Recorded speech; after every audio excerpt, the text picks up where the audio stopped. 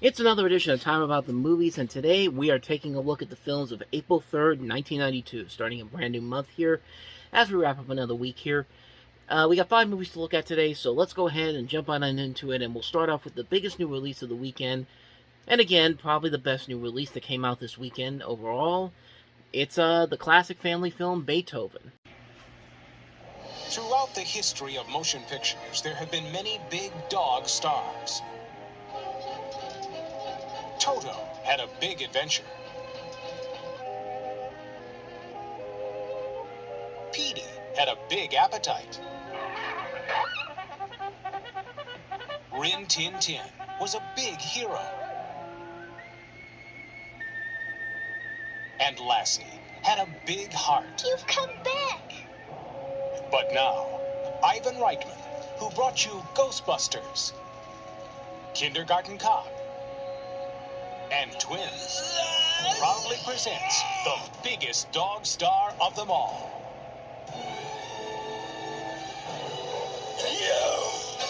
Beethoven. No.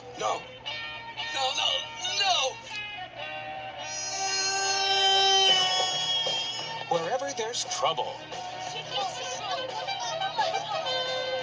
wherever there's danger,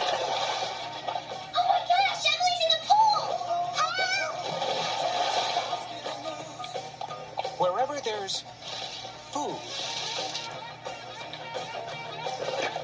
Mutt? Oh, I just love these big dumb animals.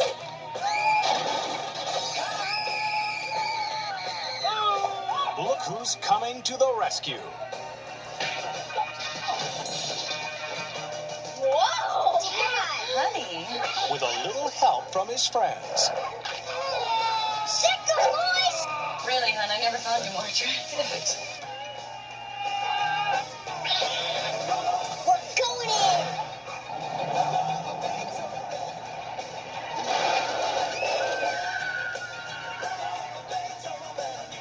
It's not even Saturday night. Oh, she drive me crazy. George? Who are you talking to? Charles Grodin. Beethoven.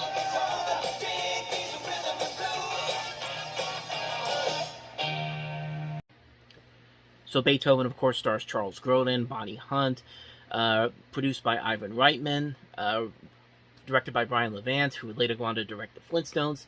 Something that people don't really know about this movie, unless you really know John Hughes' history, is that he actually wrote this movie, although his name is not on the credits. He actually co-wrote this movie under the pseudonym Edmond Dantes, and of course, if you know literature, Edmond Dantes is, of course, the title character and protagonist in The Count of Monte Cristo. And I guess this was John Hughes' way of using the Alan Smithy thing. Back then, I should talk about this, but back then, if you wrote a script in Hollywood and you really came out against it, you would usually have to ask them to put your name under a pseudonym. Most of them were Alan Smithy, but after a while, I think in the late '90s, they actually forced people not to use that anymore. Just use your real name. But John Hughes decided to use the name Edmond Dantes, and he used it for a couple of movies. Needless to say, this was probably the best one that he has his name attached to with that name, because he also did stuff like Made in Manhattan and Drillbit Taylor, and I feel like those are the movies that John Hughes really was probably not amused that he was involved in those films, even though he wrote those movies. But in terms of this movie, this is probably the best one that uses that name, that pseudonym of his, because it is a fun movie. I mean, how can you not love the character of Beethoven? I mean, he is a ton of fun to watch. He's a great, the dog who plays him does a very good job here. I like Charles Grodin and Bonnie Hunt playing the couple here. Charles Grodin is just a great straight man character to play in this role, and he's just having a ton of fun with this role. And most of the people in this movie are having a ton of fun playing these characters. You also have Stanley Tucci in here, Dean Jones, Oliver Platt. You could see a pre-X-Files David Duchovny and a pre-Everybody Loves Raymond Patricia Heaton in this. And it's just a fun movie, and I remember watching this and the sequel as a kid. It was a movie these are movies that I used to watch all the time, and when I wanted to get a dog, I really wanted a dog like Beethoven. I wanted a Saint Bernard, even though these movies clearly tell you that, yeah, Saint Bernards will get dirty and will just take up your house real quickly, but I didn't care, man. I wanted a dog like Beethoven. I still do want a dog like Beethoven, even though I do have a dog now, and of course I love the dog that I have now, but yeah, this has always been the thing with me. I always wanted a dog like Beethoven, but yeah, as far as the script itself goes, it's a pretty standard script overall. I think you can kind of predict everything that's going to happen, but like I said before, it's a movie I used to watch all the time as a kid. It's a movie that really still holds a special place in my heart, a nostalgic place in my heart after all these years, and it's just still a ton of fun to watch after all these years, man. I mean, really, there's not much more I could say about these movies. They are not the best written. They are not quite as enjoyable as a lot of other movies, but because I used to watch these all the time as a kid, I can't help it, man. I still enjoy this movie to this very day. I mean, yeah, just a wonderful, wonderful movie. Beethoven, just a ton of fun. Takes me back to my childhood, and yeah, I still want a dog like Beethoven, man. I mean, I still do want one, but so with that said, let's go ahead and move on to the next movie that we have here, and that is Dolly Parton and James Woods, starring in Straight Talk. Like my daddy used to say, sometimes a dog runs the wrong squirrel up the right tree. Pardon me? Shirley Kenyon always had a way with words. You gotta just get out and honk your own horn. Radio station WNDY was looking for a way to boost their rating. I want someone with a PhD. This one's perfect. A doctor? A doctor, yeah. That's when Shirley walked in the wrong door. This must be our girl. Hello? You going to the radio? And accidentally became Dr. Shirley Kendall. Hello, Dr. Shirley? Do I know you? My husband said I was lazy. I want you to tell him that you're doing the very best you can. Then grab your bowling bag and get the hell out of there. Give me some straight talk, straight talk. This is Dr. Shirley here. The boss wants a doctor, so that's what you are. The hottest new personality in Chicago radio is forthright. Get down off the cross, honey. Somebody needs the wood.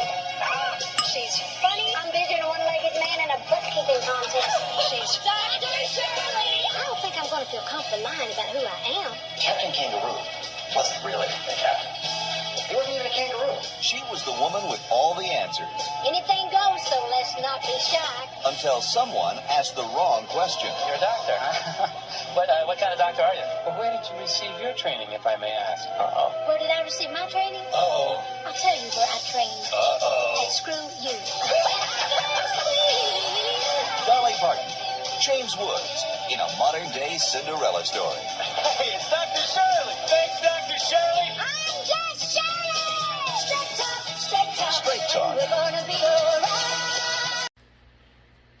You know, Dolly Parton's been a great musician all these years, and people always forget that she was actually a pretty good actress, and very rarely did she turn in a really bad movie. I think the only couple of bad movies that I've ever seen her involved in, stuff like Rhinestone, Frank McCluskey, C.I., Romeo and Juliet, but those are just 3 movies, and then but when you look at the movies that she's been good in, 9 to 5, The Best Little Whorehouse in Texas, Steel Magnolias, Joyful Noise, it kind of evens itself out a little bit, even though I would say that, well, I say it evens itself out with this particular film. It's not really because of her that the movie is so bad. In fact, honestly, her and James Woods are really what carried this movie to somewhat of an enjoyment factor. It's just, I think the biggest problem overall with the film is that it's a very generic script. It's pretty much something that, kind of like with Beethoven and some of these other comedies that we've looked at in the last couple of weeks, you can definitely tell what the premise is going to be, how they're going to figure out the twist and turn. Is what's going to be the twist and turns. When are they going to find out that this woman has been lying to everybody? All that, so on and so forth. And it's not really the best well-written stuff. This movie's not really well-written very well. But to be honest, it does somewhat let me rephrase that. It does get somewhat close to enjoyment just because of the performances by these actors. Like I said, Parton and Woods, they surprisingly work off each other very well. You also have Griffin Dunne in here and also Michael Madsen. And the performances overall are really what carry this movie to somewhat of an enjoyment factor. I wouldn't say this is something you need to rush out to see, but I'm not going to say the movie is terrible. I just think that it needed a better script to really get going. I think it needed a better script to really stand out over other movies like of its type. But yeah, as far as this movie goes, it's passable. It's a passable film. I watched it once. I thought it was okay, but it's not something I really want to rush out and see again. I would only say see it if you want to see some of Dolly Parton's movies. If you want to see if you want to see the best of Dolly Parton's movies, go back to the ones I listed: 9 to 5, Best Little Whorehouse in Texas, Steel Magnolias, Joyful Noise.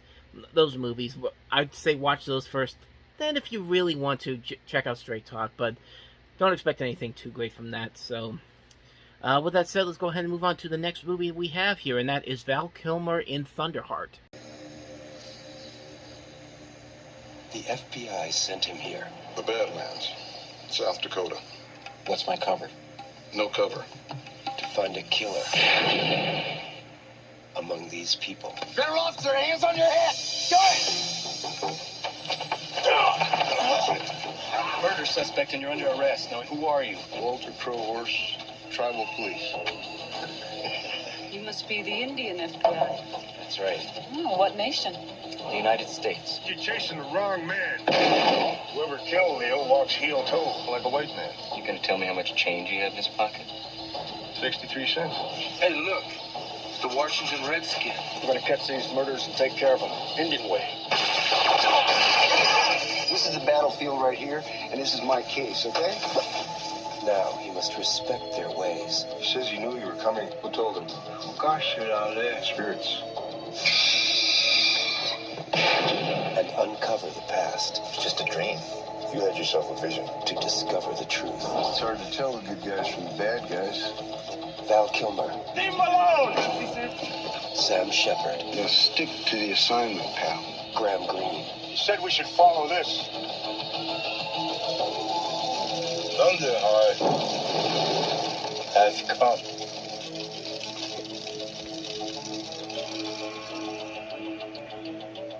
Thunderheart.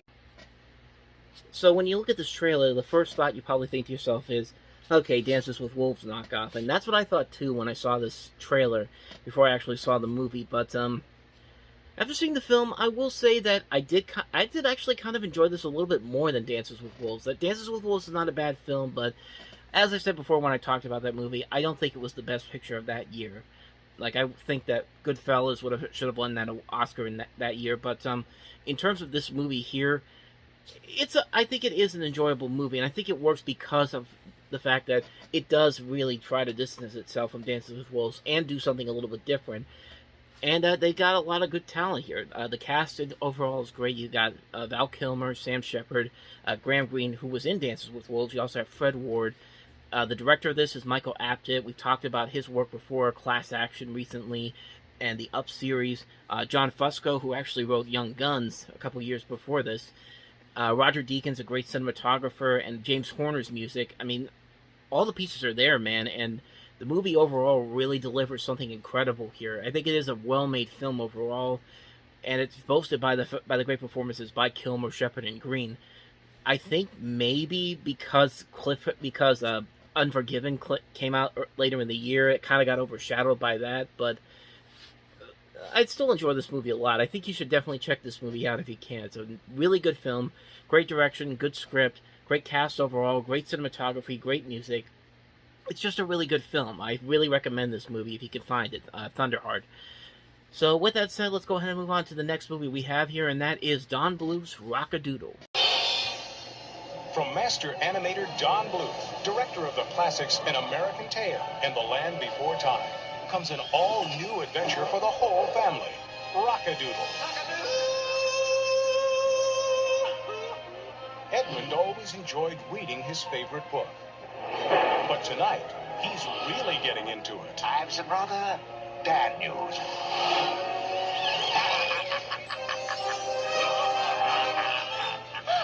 He turned me into a cat. Kittens are more digestible. Uh-oh. Suddenly, Edmund is in a wondrous world where the Grand Duke of Owls has stirred up a colossal storm to stop the sun from shining. Hope you can swim, guy. Now, Edmund and his newfound friends are off on an amazing adventure to find the only one who can bring back the sun. The city! They're looking for a rooster to save the day, and not just your ordinary barnyard variety. Ladies and gentlemen, the king. Let me be your rooster, and let me roost with you. Yeah. Let me be your rooster, let me hear your sweet voice. Get them out of here! You boys is dead meat. For the loop. Well, you're the number one chick in this chicken coop. I wanna rock, rock, yeah. Look, we're running out of time here. Oh, no. I wanna rock, rock, rock. Guys, we're gonna go back and get him. Stop those birds! Long takes two. I do believe I'm gonna rock-a-doodle to you. Like a rock-a-doodle.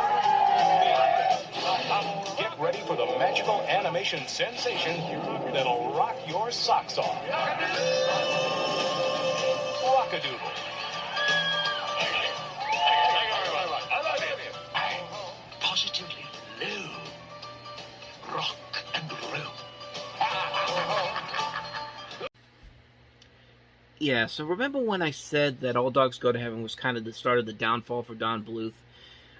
This is where it really starts to take effect, because this is a movie that was originally announced in 1990. In fact, if you had the All Dogs Go to Heaven videotape in 1990, there was a teaser for this that said it was coming out that year. In fact, MGM was actually going to put this movie out in November, but then, kind of like what happened with Bluth's relationship with Universal and Steven Spielberg, there was a lot of financial difficulties, and the studio had to release, and they sold the film off to another studio. The Samuel Goldwyn company became the studio that was going to put this out. They were actually going to put this out in Thanksgiving, but because that Disney also had Beauty and the Beast and Universal had their own animated film, An American Tail 5 Goes West, they actually pushed the film back even further to April of 1992. And for some reason, not often, but most kids' movies don't usually do well outside of in the month of April, and this, you can definitely tell that this one was not going to have as much of an effect.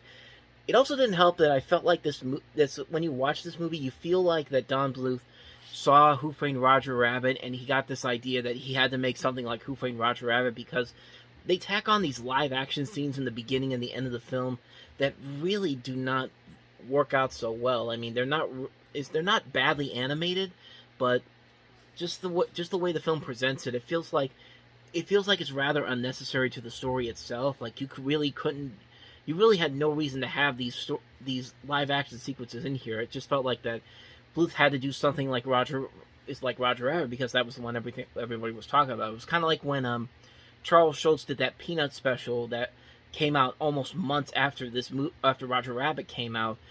The Girl in the Red Truck, Charlie Brown, which featured one of Snoopy's cousins, and that was another one that didn't end up working out so well. But then, bottom line here is that this movie's not very good. It's a movie that really shows the lack of. It shows that Don Bluth kind of losing his magic a little bit. The musical numbers aren't that great. The animation overall is subpar. The story makes no sense whatsoever, and there's just no fun factor here. It's a movie that's like it doesn't get anybody excited. There's nothing really engaging going on.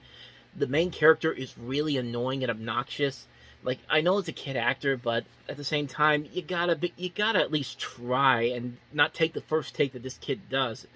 And it just doesn't work. It's a movie that really, you could definitely tell that they were just sticking anything to the wall and seeing if it was going to work, and most of it doesn't really work. I mean, it's not very well done. It's a lackluster film, to say the least. It's not one of Don Bluth's worst movies overall. I've seen worse, and we'll get to more of his far lesser films as we go along, but you could definitely tell that this was kind of the beginning of the end of that stronghold that Don Bluth had in the 1980s. I mean, Secret of NIMH, American Tail, Land Before Time, All Dogs Go to Heaven, and now you have this movie, and that's where the downfall kind of starts to take shape. It's a shame, too, because, I mean, Don Bluth really does put his heart and soul into most of his projects, and sadly, this one just didn't work out so well, unfortunately. So that's pretty much all I got for you on Rock-A-Doodle. So let's go ahead and move on to the last movie that we have here, and that is Delicatessen.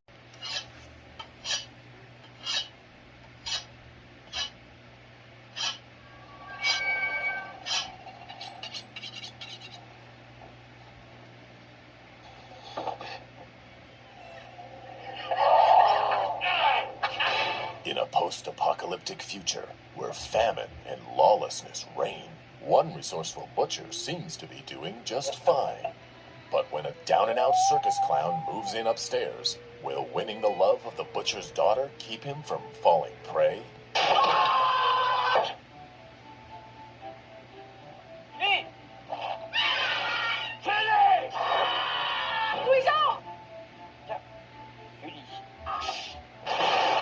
Fire.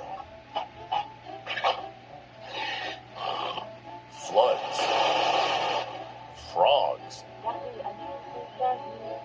And militant vegetarians in the sewer. A world of magic, menace, and cold cuts. Delicatessen.